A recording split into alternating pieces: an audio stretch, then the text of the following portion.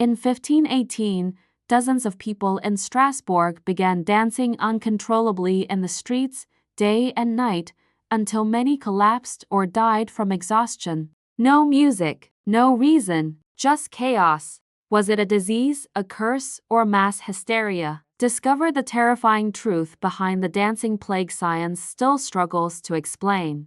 But before we begin, don't forget to subscribe to help us grow our channel. So, Mary, why don't you start from the beginning? It's hot cockle summer. No, not that one yet. That's next year. This year, it's still officially winter. But if you're anything like me, you might be feeling a little warm after a couple of too many hot chocolates, and the desire to break into an impromptu jig?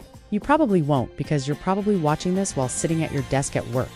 But also because, well, dancing yourself to death isn't really a thing anymore. But in 1518, it was in July of that year, residents of Strasbourg began to succumb to a strange illness. It started with dancing mania, then quickly progressed to exhaustion, psychosis, and death. And it got so bad that over the course of 2 months, more than 4,000 people died doing what they loved. What happened? Was this the bizarre plague of 1518, the first mass casualty event in dance history? Let's find out. In the Alsace region of Europe, the city of Strasbourg was a prosperous place. By the late Middle Ages, it had become a hub for trade, culture, and innovation, building itself a reputation for fine fabrics, tasty wine, and being the home of what is possibly the world's worst Christmas market ever. But in 1518, summer was here and all the locals could think about was dancing. It started when a woman named Frau Troffea began dancing erratically in the street. At first, she just danced for hours every day, not stopping even for food or drink. But soon other townspeople joined her. They danced too, and more did as the days went on. Soon there were hundreds of dancers. They danced through the streets, up and down hills, around fountains and over rivers. They danced in market squares and in front of government buildings. They even danced while working at their jobs, which, let's face it, is kind of impressive. But this wasn't exactly the Renaissance version of flash mob. These dancers were uncoordinated, sweaty, delirious, and drooling. And there were alarming numbers of them. By some accounts, as many as 1 in 3 people were seized by dancing mania. And you'd think this would have been a great time for everyone to bust out their best moonwalk and bust a move. But no, it was terrifying. People danced themselves to exhaustion, collapsing and dying from heart attacks or strokes. Others went insane and needed to be locked up. Still, more simply vanished into the forests surrounding the city. So why did this happen? Well, it's impossible to know for sure. But doctors and scientists have put forward a few interesting theories. One is that a rye fungus called ergot may have been to blame. This fungus grows on rye and other grains and can cause hallucinations, convulsions, and uncontrolled movements, among other unpleasant side effects.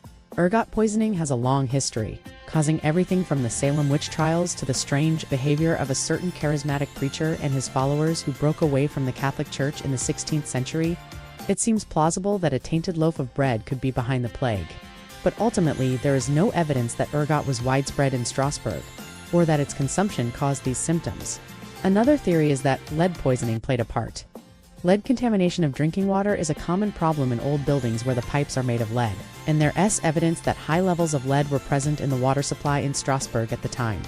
Exposure to lead causes a range of health problems, including abdominal pain, headaches, insomnia, and seizures, and it is known to affect the nervous system in ways that could explain the dancing plague. But again, there is no concrete evidence that this is what caused the dancing plague. Instead, it may have been a combination of factors that led to the dancing plague, such as contaminated water, ergot poisoning, and psychological stress. Throughout history, outbreaks of dancing mania have been linked to periods of social upheaval and economic uncertainty. And in 1518, Strasbourg was a hotbed of religious and political tension. The Protestant Reformation was in full swing, and the city was home to several reformers who were critical of the Catholic Church. This may have created an atmosphere of anxiety and paranoia that made people more susceptible to illness. Plus, we don't know what was going on inside Frau Troffea's head, the woman who started it all. Did she have Tourette's syndrome? Was she having a psychotic episode? Or was she messing with everyone's minds on purpose? Unfortunately, we'll never know. All we know is that she danced and danced and danced until she died. So maybe the dancing plague wasn't the work of rye fungus or lead poisoning. Maybe it was something else entirely. After all, there have been other outbreaks of dancing mania throughout history. In 1374, the town of Aachen was hit by a dancing plague that killed around 200 people. In 1418, a similar outbreak in France killed hundreds more. And in 1674, a dancing mania epidemic in Italy affected thousands. These outbreaks share similarities with the plague of 1518, but they also seem quite different. So maybe the culprit isn't always the same. Maybe sometimes a dancing plague is just a dancing plague. Ultimately, we may never know what caused the dancing plague of 1518, but that does mean we QAUN learn from it.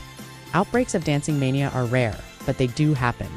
In 2005, for example, a group of teenagers in Lebanon were hit by a dancing plague that affected their arms and legs. Fortunately, nobody died, but these outbreaks are a reminder that mass psychogenic illness is a real phenomenon. This is when a person's psychological state affects their physical body, often resulting in unexplained symptoms that can be shared by others. In the case of the dancing plague, this could have been triggered by the stress of living in a time of religious and political upheaval, or it could have been caused by something more mundane, like a bad batch of rye flour. Whatever the cause, the dancing plague of 1518 was a terrible tragedy. It killed thousands of people and left many more dead. But it is also a reminder that the human body is capable of some truly amazing things, both good and bad. And if you thought this was a crazy story, stay tuned for more historical tales of dancing plagues, demonic possessions, and other strange and spooky stuff. We've got plenty more videos coming your way, so don't forget to subscribe and ring the bell for notifications. And thank you for watching. If you enjoyed this video, please drop us a like. It helps us keep making great content. Thanks for watching. Subscribe to help us grow our channel. Also, comment and let us know of any videos that you want us to make and we will do it.